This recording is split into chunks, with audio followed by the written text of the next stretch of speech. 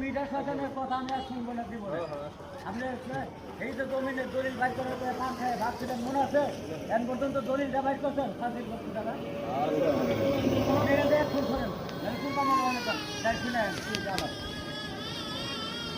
লেভেলা পাইছে আমি আপনার কাছে কোনোদিন বাধা দিছি?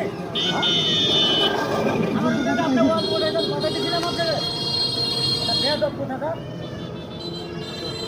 আপনার মতো বেদবের কথা আমি শুনবো না। জান আপনার বাড়িটা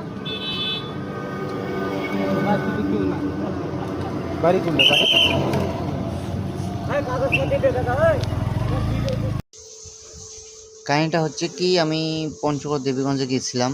যাওয়ার রাস্তায় হঠাৎ এই প্রতিবন্ধী লোকটি রাস্তাটা খুঁড়ে দিচ্ছে, পিচ ঢালাই রাস্তাটা হাতুড়ি দিয়ে খুঁড়ে দিচ্ছে এবং এখানের একটা মুরব্বী বাধা দিচ্ছে এবং বলতেছে, ওনাকেই বলছে আমার বাবার রাস্তা, আমি যা করি তা করব, ইচ্ছে তাই করব।